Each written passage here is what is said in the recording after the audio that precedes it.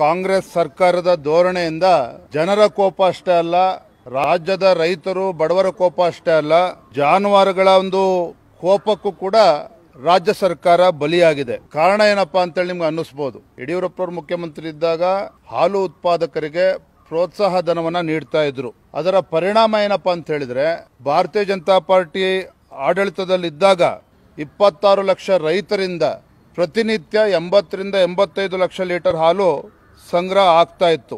ಆದರೆ ಇಂದಿನ ಕಾಂಗ್ರೆಸ್ ಸರ್ಕಾರ 716 ಕೋಟಿ ಏನು ರೈತರಿಗೆ ಸಂದಾಯ ಆಗಬೇಕಾದಂತ ಪ್ರೋತ್ಸಾಹ ಧನ ಕೊಡದೇನೆ ಇಂಥ ಬರಗಾಲದ ಸಂದರ್ಭದಲ್ಲೂ ಕೂಡ ಹಾಗೆ ನಿಲ್ಸ್ಕೊಂಡಿರ್ತಕ್ಕಂಥದ್ದು. ಇದರ ಪರಿಣಾಮ ಏನಾಗಿದೆಯಪ್ಪ ಅಂತ ಹೇಳಿದ್ರೆ, 80 ರಿಂದ 85 ಲಕ್ಷ ಲೀಟರ್ ಏನು ದಿನನಿತ್ಯ ಇವತ್ತು ಸಂಗ್ರಹಣೆ ಆಗ್ತಾ ಇತ್ತು, ಈಗ ಕರ್ನಾಟಕ ರಾಜ್ಯದಲ್ಲಿ ಏನು ಇವತ್ತು ರಾಜ್ಯ ಸರ್ಕಾರ ಪ್ರೋತ್ಸಾಹ ಧನವನ್ನ ಕೊಡ್ತಕ್ಕಂಥದ್ದನ್ನ ನಿಲ್ಲಿಸಿರುವ ಪರಿಣಾಮ ಇವತ್ತು ಸುಮಾರು 10 ಲಕ್ಷ ಲೀಟರ್ ಅಷ್ಟು ಇವತ್ತು ಕಡಿಮೆ ಆಗಿದೆ. ಕಾಂಗ್ರೆಸ್ ಪಕ್ಷದ ಹಿರಿಯ ಮುಖಂಡರು ಪದೇ ಪದೇ ಭಾರತೀಯ ಜನತಾ ಪಾರ್ಟಿ ಬಗ್ಗೆ ಟೀಕೆ ಮಾಡ್ತಾ ಇರ್ತಾರೆ.